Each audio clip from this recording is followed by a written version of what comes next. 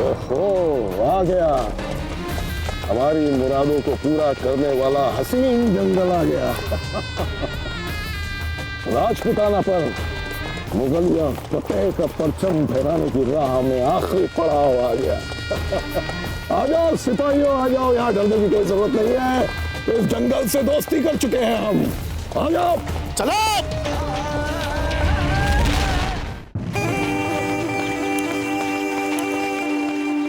जब हम वहां संभावित युद्ध की योजनाएं बना रहे थे तो तुम यहाँ क्या कर रहे थे लता? आप चुपचाप भागने का प्रयास कर रहे थे, नहीं? हम जानते हैं क्योंकि हम तुम्हारे चलने फिरने गिरने सबका स्वर सुन रहे थे। ये क्या कह रहे हैं कुंवर प्रताप? सरदार, इनका साथ देने के लिए क्या हमने इसीलिए स्वीकार किया था ताकि ये हम ही पे उंगली उठाएं? व्यर्थ बातों के लिए मेरे पास समय नहीं है। बताओ क्या कर रहे थे? मैं वो अपनी लुगाई के लिए सरदार, सच कहता हूँ सरदार, किसी की भी सौगंध खिला दीजिए। क्या कर रहा था अपनी लुगाई के लिए? बोल। मैं ओ खरगोश, खरगोश, अपनी लुगाई के लिए उस खरगोश के पीछे पीछे यहाँ तक आ गया था सरदार। सच कह रहा हूँ सरदार। झूठ कह रहे हैं ये। कुंवर प्रताप, कितनी लज्जा की बात है न था। हम वहां तुम पर भरोसा करके बैरम खान की सेना पर निगरानी करने जैसा महत्वपूर्ण काम सौंपने जा रहे थे और तुम यहाँ अपनी बीवी के लिए खरगोश पकड़ते घूम रहे हो। निगरानी बैरम खान की फौज पर? सरदार, मुझे क्षमा कर दो सरदार, क्षमा कर दो। इस निगरानी का काम अब मुझे ही दो। मैं आपको विश्वास दिलाता हूँ, मैं आपको अपमानित नहीं होने दूंगा सरदार। ये काम आप मुझे करने दो। एक अवसर दो सरदार, आपको अपमानित नहीं होने दूंगा। नहीं राणा खेता जी, हम इन पर विश्वास नहीं कर सकते क्योंकि हम नहीं जानते जो ये कह रहे हैं ये सच है या झूठ। कुंवर प्रताप, अब एक क्षण यहाँ आइए।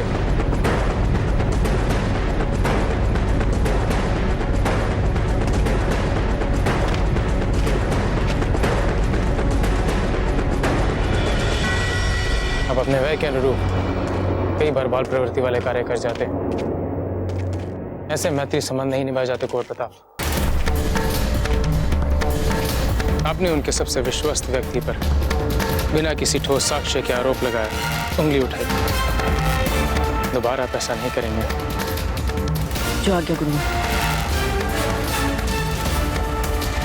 किंतु गुरुवर, क्या हम राणा खेता जी से इनके साथ चक्रपाणी और विनीदास को भी रखने की अनुमति ले सकते हैं? ठीक है। धन्यवाद गुरुवर।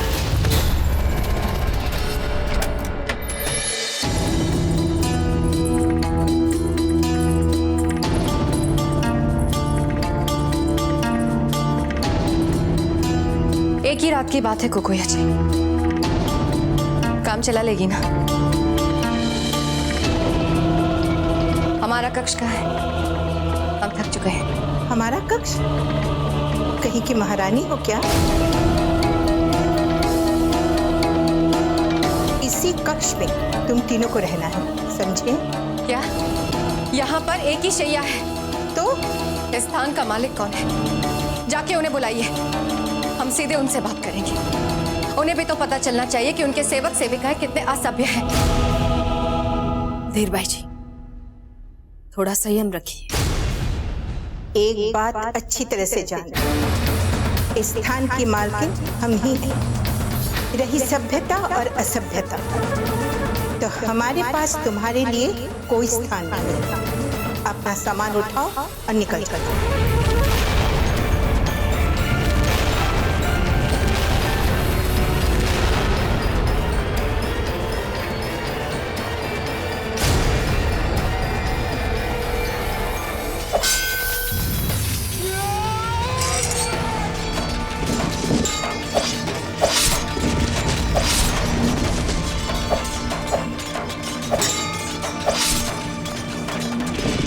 उदय सिंह जी, कैसी कड़क जान है आपकी, निकलती ही नहीं। ये हम देखते देखते थक गए, अब लड़ते लड़ते थकते नहीं है। साले खान, राजपुताना जिस पर फतेह हासिल करने का ख्वाब जलाल को सबसे ज्यादा अजीज है, जब हमारी फौज उस पर फतेह हासिल कर लेगी तो जानते हो उसका असर क्या होगा? जलाल हमें दिल्ली में वो रुतबा अता करेंगे कि फिर कभी कोई बैरम खान से किसी तरह का कोई सवाल करने की जरूरत नहीं होगा। आप बजा फरमा रहे हैं हुजूर।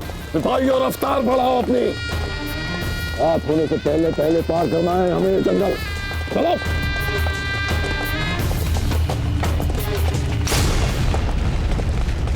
हड़का भाई, इनकी असभ्यता के लिए हम आपसे क्षमा मांगते हैं। वो हम तीनों में सबसे छोटी है ना, इसलिए भावनाओं में बहकर कभी कभी उनके मुंह से ऐसे शब्द बाहर निकलते हैं जो वो कहना नहीं चाहते। क्षमा कर दीजिए। आप कहती हैं तो ठीक है, लेकिन ये शैया इसे नहीं मिल सकती।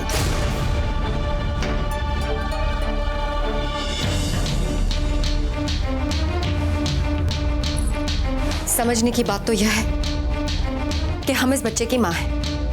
हमारी आंखों के सामने हमारा बच्चा नीचे चटाई पर सोए, ये हम कैसे देख सकते हैं? पर हम क्या करें, हमें अपने बच्चे के आराम के आगे कुछ दिखता नहीं है। ये बच्चा इनके साथ सो सकता है। क्यों सोएगा? बच्चा हमारा है तो हमारे साथ सोएगा ना। लेकिन हमें तो लगता है कि ये बच्चा इनके साथ बड़े आराम से सो सकता है। कोकैया जी, कुंवर जगमाल को भूख लगी है, इन्हें दूध पिलाने ले जाइए।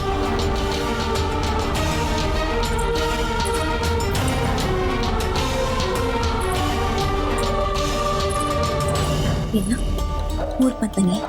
रात बिताने के लिए हमारे पास और कोई स्थान नहीं है।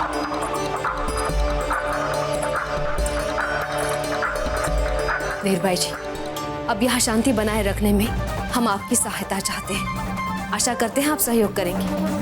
और वैसे भी हम अब पूजा करने जा रहे हैं, आप हमारे शैया पर सो सकती हैं। नहीं जीजा, हम ऐसा संकट मोल नहीं ले सकते हैं। और क्या पता वे वापस आ गई हमें देखने के लिए तो एक रात की बात है, हम चटाई पे ही सो जाएंगे, कुछ नहीं होगा।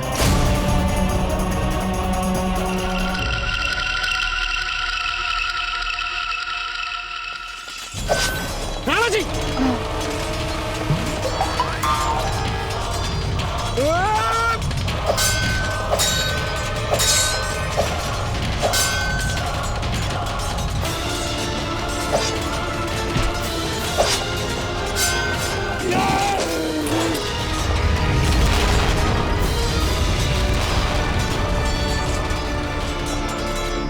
उत्तम राणा जी, अति उत्तम। हम पिछले 20 वर्षों से आपके साथ युद्ध लड़ रहे हैं, किंतु आज भी आप अपने अद्भुत युद्ध कौशल से हमें विस्मृत कर देते हैं। आपको बुला रहे हैं। आज सामना कर हमारा।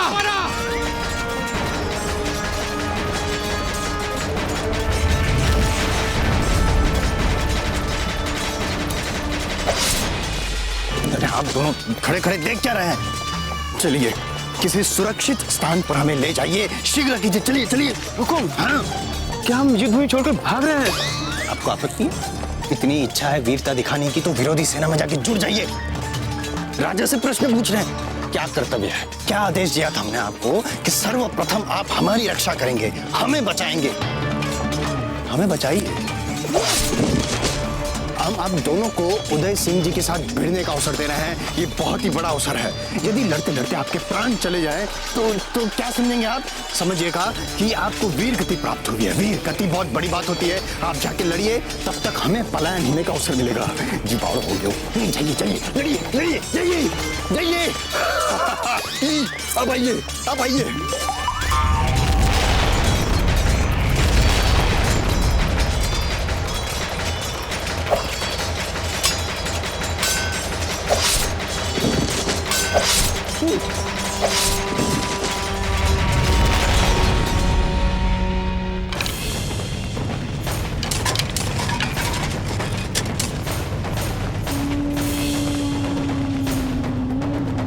बस हमारे पास कुल इतने शस्त्र है गुरुवर। आचार्य जी, हमारे हर वीर भील के लिए एक एक शस्त्र तो हो ही जाएगा, परंतु 40,000 मुगल सैनिकों से युद्ध लड़ने के लिए ये शस्त्र कम पड़ेंगे। यदि हमें ये युद्ध जीतना है, तुम्हारे हर भील के पास कम से कम 3-3, 4-4 शस्त्र तो होने ही चाहिए आचार्य जी। तो हमें तुरंत आवश्यकता अनुसार शस्त्र बनाने चाहिए। राणा खेता जी, आपको क्या लगता है कितना समय लग जाएगा शस्त्र बनाने में? कम से कम 3-4 पहर तो लग ही जाएंगे। सिपाहियों, कुछ ही घंटों में हमें उस जंगल तक पहुंचना है, जल्दी करो। हम समय क्यों व्यर्थ कर रहे हैं? बिना किसी विलंब के शस्त्र बनाने का कार्य आरंभ किया जाए। जाइए और आवश्यकता अनुसार कच्चा माल एकत्रित कीजिए।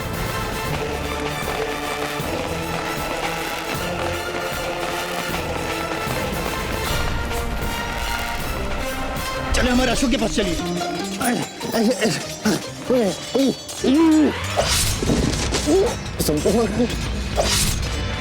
जाइए।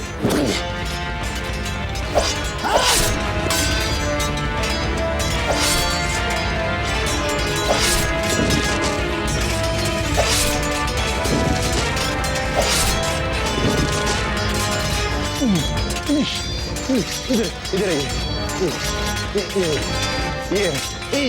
ये लीजिए, अब जाइए। आप कहाँ जा रहे हैं? आप यहीं पे रुकिए, आप हमारे तारे ना रहे हैं।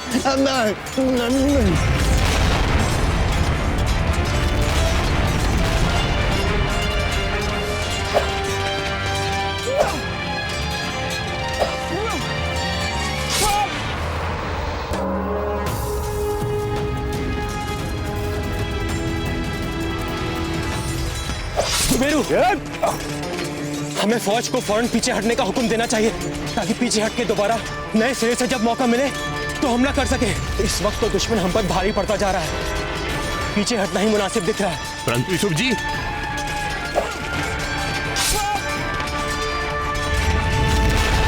उदय सिंह बहुत घायल हो चुका है, अब बहुत देर जिंदा नहीं बचेगा। सुल्तान सिंह के लिए अब कोई खतरा नहीं है।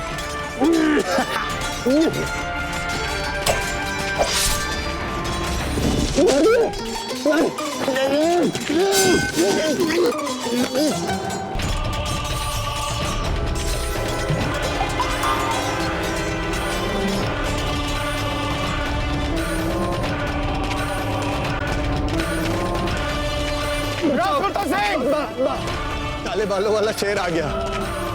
भाग कर रहा है, युद्ध कर हमसे। नहीं करना है। ये ले तलवार और युद्ध कर हमसे।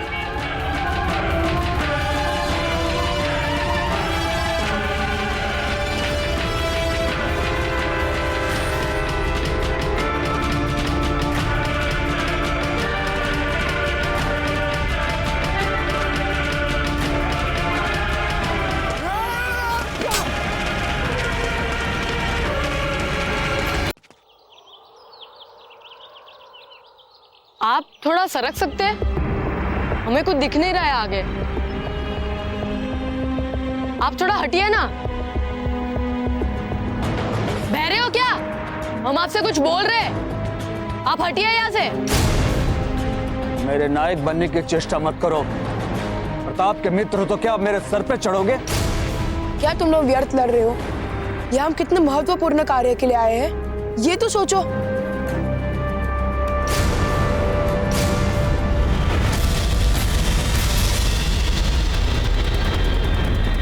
एक लीजिए, ये मुगल फौज तो निकट आ रही है, हमें तुरंत ही उन्हें सतर्क करना होगा। जाओ जाओ, तुम दोनों जाकर उन्हें सूचित करो। जाओ।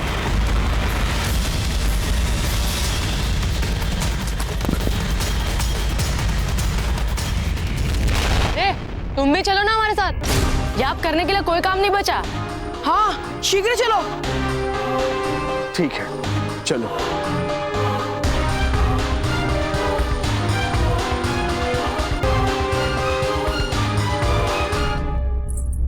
जीजा को संन्यास ले लेना चाहिए। 8 पहर पूजा पाठ। यदि इतनी पूजा पाठ करती हैं तो मेवाड़ पे ये विपत्तियां क्यों? बहना, जीजा मात्र अपने लिए नहीं, हम सबके लिए प्रार्थना करती हैं। और हमें पता है अब भी जीजा राणा जी के लिए ही प्रार्थना कर रही हैं। अच्छा, अभी तक तो राणा जी के कोई समाचार नहीं आए कि? बहना, हमें लगता है जीजा को सदैव आत्म प्रेरणा मिल जाती है। इनका मन बहुत स्वच्छ है। तभी देखिए ना, जब भी राणा जी पे कोई संकट आता है जीजा को पहले से ही आभास हो जाता है। युद्ध भूमि पे भले ही राणा जी शौर्य दिखाते हैं, किंतु प्रार्थनाएं जीजा के काम आती हैं। ये जो मोर मुकुट वाले भगवान जी हैं ना जीजा के, जीजा सदैव इनसे राणा जी की रक्षा और मंगल कामना के लिए प्रार्थना करती हैं। और देखे ना, भगवान को इनकी सुननी पड़ती है। इसलिए हम दोनों से अधिक जीजा राणा जी के निकट है।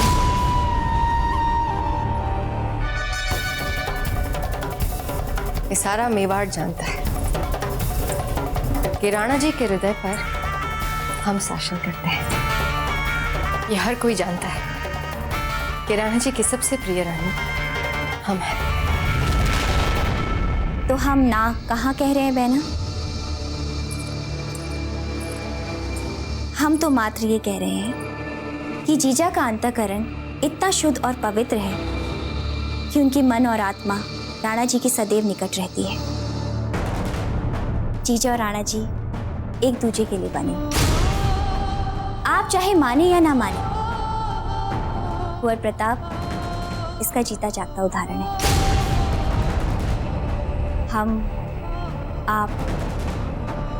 हम सबके सामने हैं।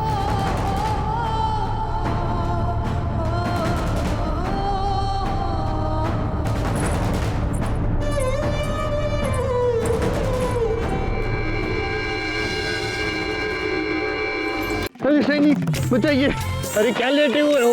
अरे सब शव बने पड़े हो। अरे छुपा बजाए, उठो, कोई तो बचाओ, कोई तो बचाओ।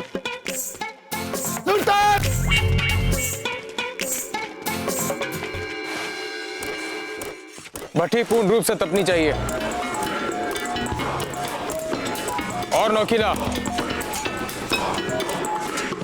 और अधिक नौकीला।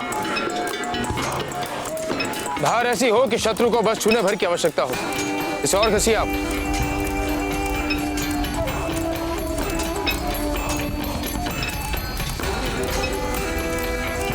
अब ये साधारण तीर से ये संसार का सबसे संघारक शस्त्र बन चुका है।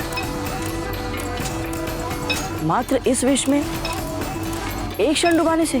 कुंवर प्रताप, ये साधारण विष नहीं है। हम भील विषाक्त कलिंदी नागों से विष एकत्रित करके इसे विशेष विधि द्वारा धूप में आग में तपाकर गाढ़ा करते हैं, जिससे इतना संघारक विष बन जाता है कि मात्र छू लेने से किसी की भी मृत्यु हो सकती है। सरदार, सरदार! क्या हुआ तुम्हें? क्या हुआ? क्या हुआ तुम्हें? विष की एक बूंद मेरे इस पैर पर गिर गई।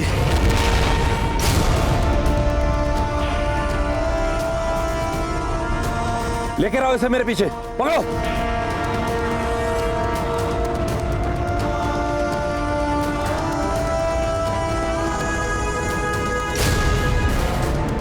क्षमा करना कर्जा, तुम्हारा पांव काटना ही पड़ेगा। रुकिए राणा खेता जी, आप ये क्या कर रहे हैं? अगर इसका पांव नहीं काटूंगा तो विष पूरे शरीर में फैल जाएगा और ये तड़प तड़प कर मरेगा।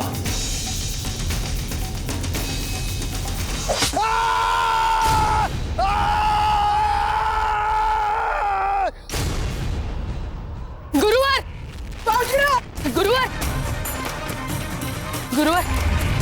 गुरुवर, मुगल सेना जंगल के निकट आ चुकी है। हाँ बाजूराज, वे किसी भी समय यह जंगल में घुस सकते हैं। इसका अर्थ बैरम खान की योजना है रात्रि से पूर्व इस जंगल को पार करने की।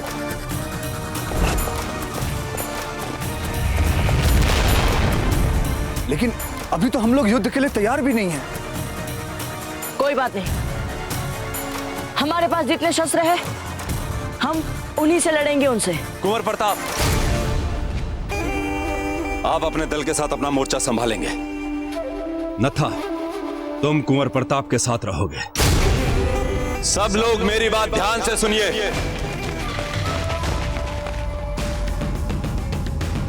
जब तक बैरम खान जंगल के बीचों बीच नहीं आ जाएगा, कोई आक्रमण नहीं करेगा। और जब बैरम खान अपनी सेना के साथ जंगल के बीचों बीच पहुंच जाएगा और हमारे जाल में पूरी तरह फंस जाएगा, तब हम सब मिलकर एक साथ आक्रमण करेंगे।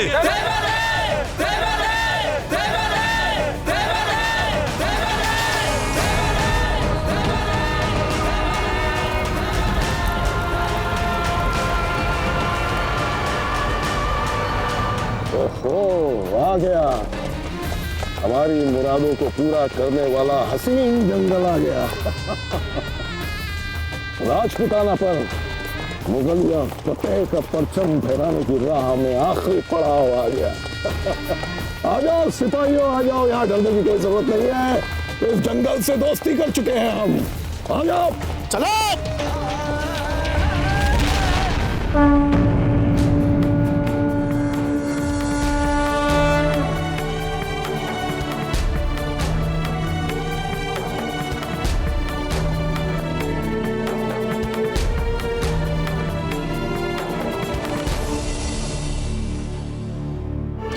कोई तो बचाओ, कोई तो बचाओ।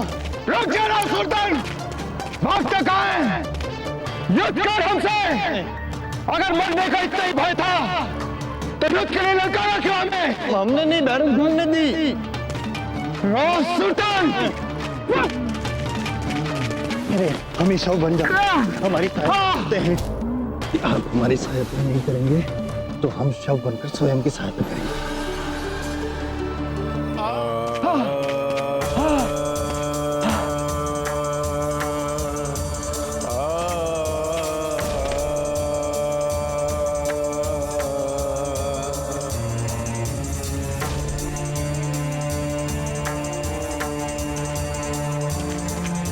सुल्तान,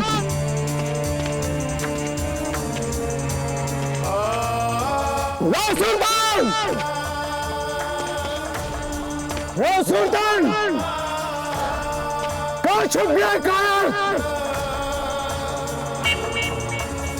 मारा और युद्ध कर हमसे।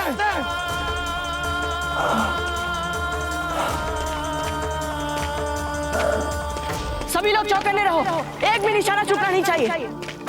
नत्था, रुको।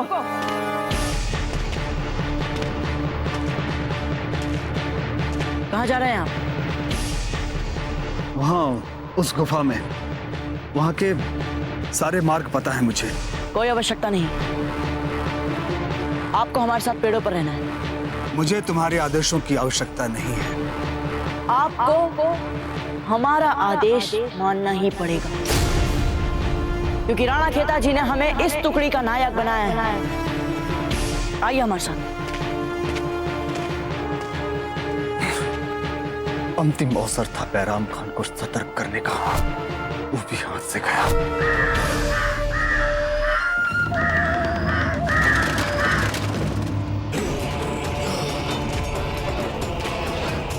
अभी सब कुछ समाप्त नहीं हुआ है। अभी भी मैं इस संकट से बैराम खान को सतर्क कर सकता हूं।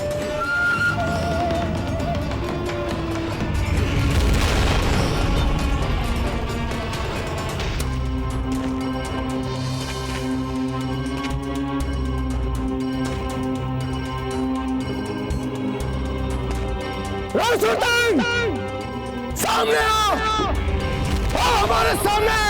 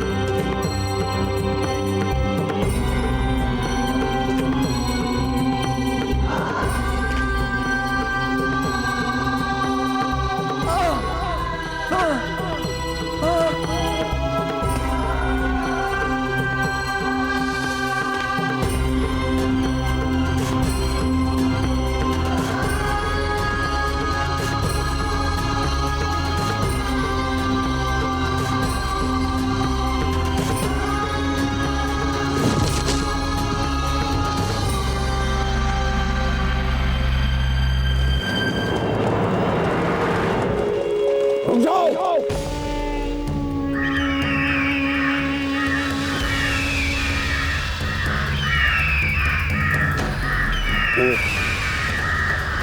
अचानक परिंदे बदहवास से क्यों उठ रहे हैं?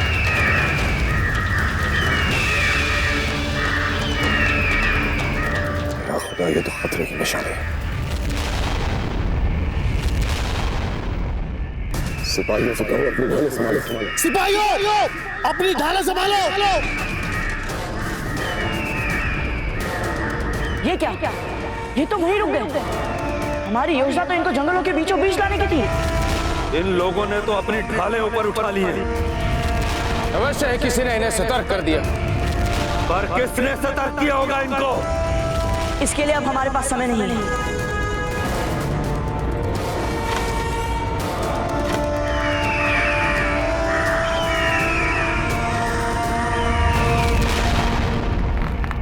हर हर महादेव! हर हर महादेव!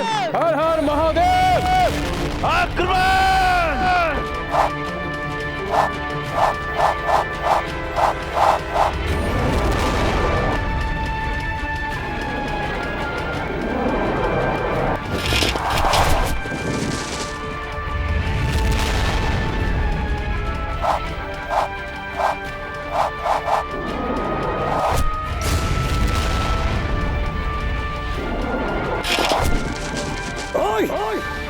घबराने की कोई जरूरत नहीं है। दुनिया में कोई मुगलिया फौज का सामना नहीं कर सकता। डटे रहो, इनका मुंह तोड़ जवाब देंगे हम।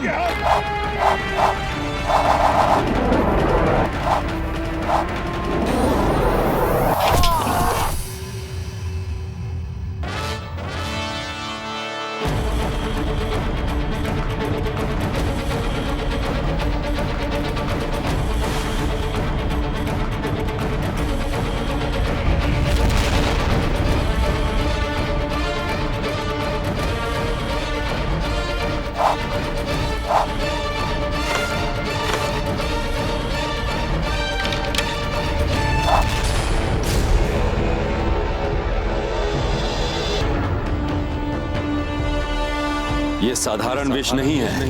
ये विष मात्र अगर किसी को छू भी जाए तो उसकी मृत्यु निश्चित है।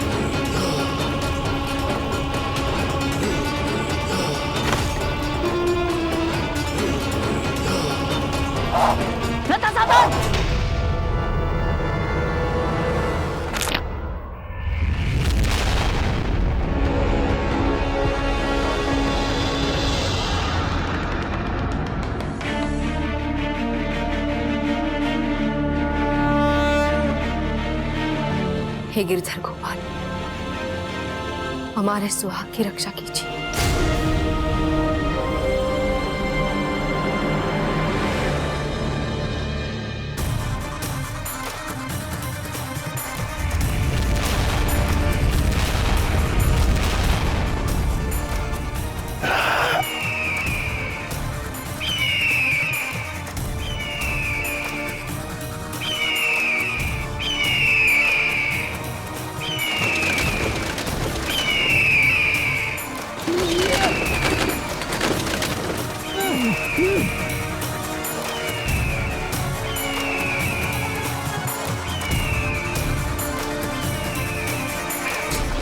आप ठीक तो लड़ता? हाँ मैं ठीक हूँ। मेरे तीर समाप्त हो गए। मैं तीर लेने जा रहा हूँ। शीघ्र आइएगा।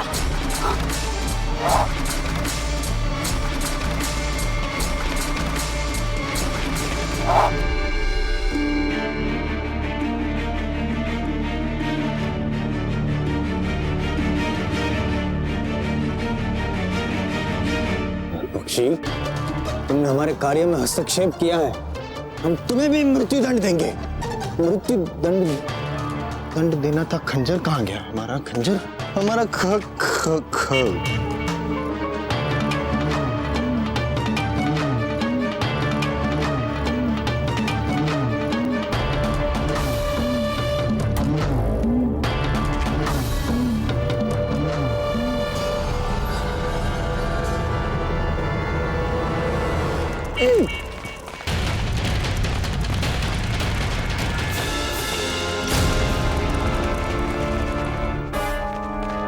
रुक जाओ। कहाँ जा रहे हैं आप दोनों? मुगल सेना आपके ऊपर वार करे, उससे पहले उन्हें अपने तीरों से छलनी करना है। क्योंकि हमें पता है कि आप बहुत देर तक छुप के युद्ध नहीं कर सकते। तो आप उनसे लड़ने पहले मैं उनके सामने आए, हमने सोचा उससे पहले ही उन्हें अपने तीरों से छलनी क्यों ना कर दे। गुरुकुल में गुरुवर से युद्ध कला की शिक्षा लेने के बाद भी आप दोनों में ऐसी अनुशासन नहीं था। जाइए, अपने अपने स्थानों पर जाकर छिप जाइए और वहां से आक्रमण कीजिए। ये छापामार युद्ध है और इस युद्ध में ऐसे खुलेआम घूमना अपने प्राणों को संकट में डालना होता है। जाइए शीघ्र।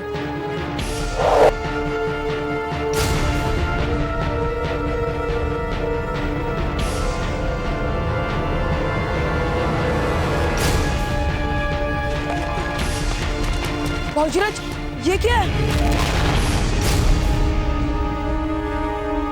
ये तो वही भयंकर विष है जिसमें हम अपने तीरों को डुबाकर उसे विषाक्त कर रहे थे, किंतु ये यहाँ आया कैसे?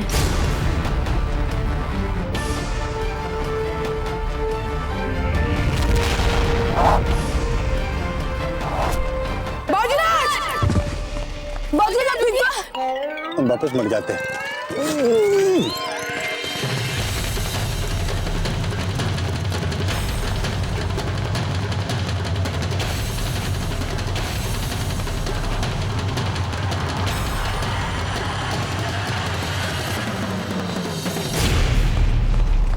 राणा जी,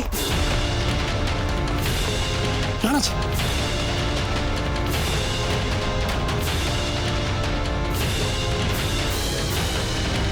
सुल्तान सिंह जी, राणा जी को तुरंत सम्मान सहित राजसी तंबू में ले जाना होगा। ये राणा प्रताप जी, राज की वैद्य को सूचित कीजिए कि वो शीघ्र राणा जी के उपचार हेतु राज के तंबू में पधारे। हमारे लिए इस समय एक एक क्षण बहुत महत्वपूर्ण है। आइए, उठाइए। सैनिकों, हम राणा जी को इस समय यहां से सुरक्षित तंबू की ओर लेकर जा रहे हैं।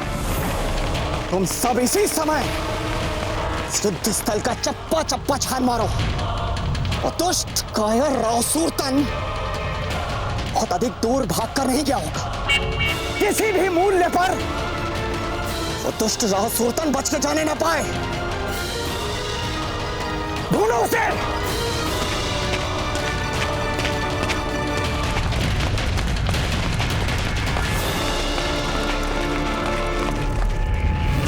हाँ, हम ठीक हैं, कुछ नहीं हुआ है हमें। अब हमें ये युद्ध भीलों की शैली में ही लड़ना है और देख लेना हमें कुछ नहीं होगा। आप दोनों भी अपने अपने स्थान पर जाइए और छिप जाइए और वहां से मुगलों पर वार कीजिए। इस समय आप लोगों को हमारी चिंता नहीं करनी है, मुगलों से लड़ना है। बाबूजीराज, मैंने तो सुना था कि मुगलों के सैनिक श्रेष्ठ धनुर्धर हैं, फिर इतनी की चक्र अपने निशाने में? क्योंकि उन्हें नहीं पता कि उनका लक्ष्य कहाँ है, उन्हें कहाँ पर वार करना है और किस पर वार करना है। चलिए।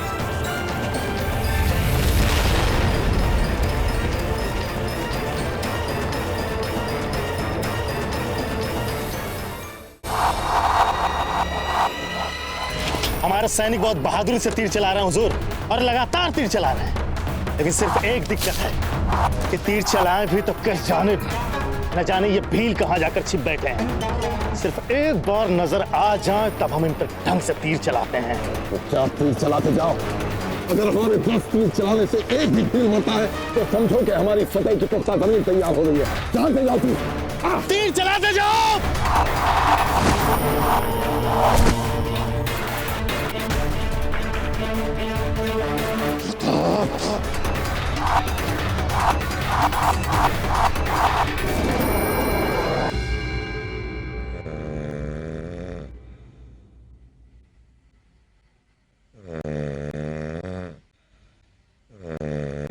जीजा, अब समझ में आया राणा जी बैना के सोने के बाद अपने कक्ष में जाके क्यों सोते थे। ऐसे भयानक खराटे सुनने के बाद कौन सोना चाहेगा ऐसे कुंभकर्ण के साथ। नहीं सच्चा बेना, ऐसा नहीं कहती। बहुत थक गई है धीर भाई जी इस कठिन यात्रा में, इसलिए इतनी गहरी नींद आई है इन्हें।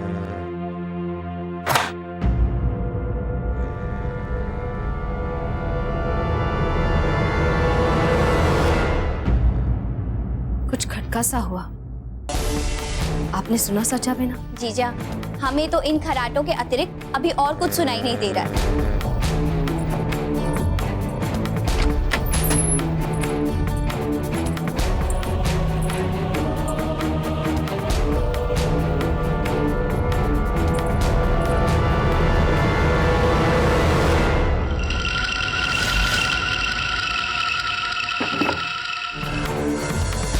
जीजा, हम यहाँ पूरी तरह से सुरक्षित हैं। अब क्यों इतनी चिंता कर रही हैं? फिर भी ध्यान तो रखना ही चाहिए ना, युद्ध काल चल रहा है बेना। हम चाहे जितना भी सुरक्षा का ध्यान रखें, वो पर्याप्त नहीं है।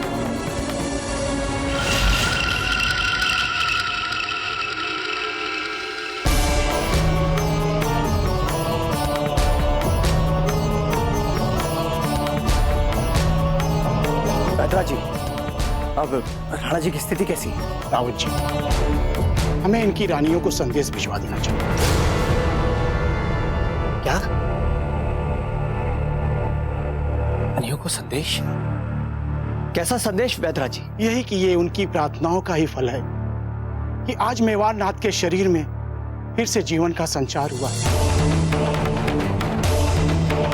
यदि वो हथियार एक सूत भी इनके शरीर में और धस जाता, इनके प्राण भी ले सकता।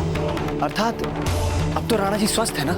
कोई संकट की बात तो नहीं? प्राण का संकट तो टल गया है, किंतु महाराज को पूर्ण रूप से स्वस्थ होने में समय लगेगा। शीघ्र यहाँ से रेंगते रेंगते निकलेंगे, हम जाएंगे अपने बूंदी में।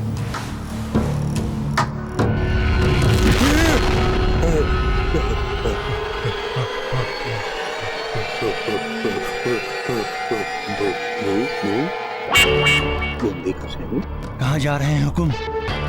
वो देखिए, मेवाड़ के सैनिक आ रहे हैं शव एकत्रित करने। आप खड़े होंगे तो वे लोग देख लेंगे। मेरा सुझाव माने हुकुम, बनावटी शव बने रहें, नहीं तो आप पकड़े जाएंगे। हमारा सैनिक हमसे भी चतुर जा रहा हूँ। शाबाश मेरे बहादुरों, हौसला रखो।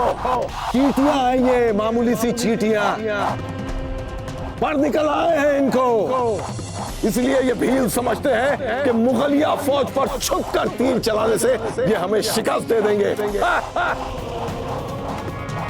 बेवकूफ कहीं के, गलत फहमी है ये तुम्हारी। ये सल्तनत मुगलिया की शाही फौज है, शाही फौज। अरे पहाड़ सामने आए तो पहाड़ कुचल दे, जंगल आए तो जंगल के जंगल उजाड़ दे, तो तुम क्या चीज हो? हम पर तीर चलाएंगे। चलाओ चलाओ, देखते हैं कितने तीर है तुम्हारे तरकश में। शाबाश बहादुरों, जवाब दो, जवाब दो इन्हें।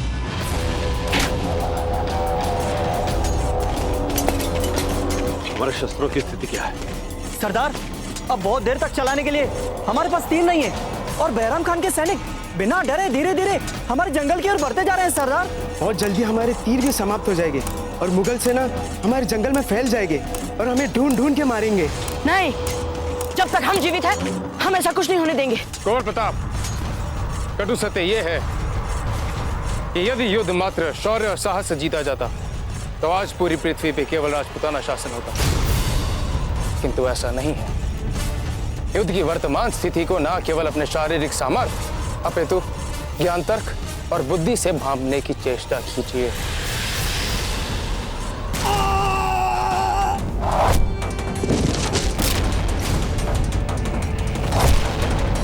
समय हाथ से फिसलता जा रहा है। हमने घात लगाकर उन पर हमला भी किया, पर वो हमारी तरफ बढ़ते चले आ रहे हैं। अब जब तक लड़ सकेंगे लड़ेंगे, आगे महादेव की इच्छा। नहीं राणा खेता जी, गुरुवर ठीक कह रहे हैं। हमें अब इस युद्ध में व्यवहारिक होना पड़ेगा। हमें एक उपाय सूझा है। हम सभी अपनी अपनी टुकड़ियों को संभालते हुए पश्चिम दिशा की ओर चलते हैं। और हाँ राणा खेता जी, नथा को भी साथ लेके चलिएगा।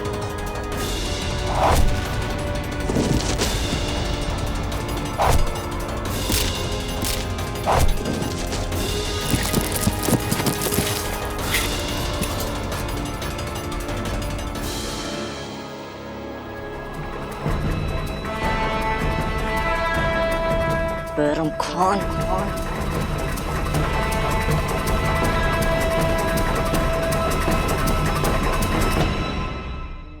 ऐसे और भी मज़ेदार वीडियो के लिए हमारे चैनल को लाइक, शेयर और सब्सक्राइब करें।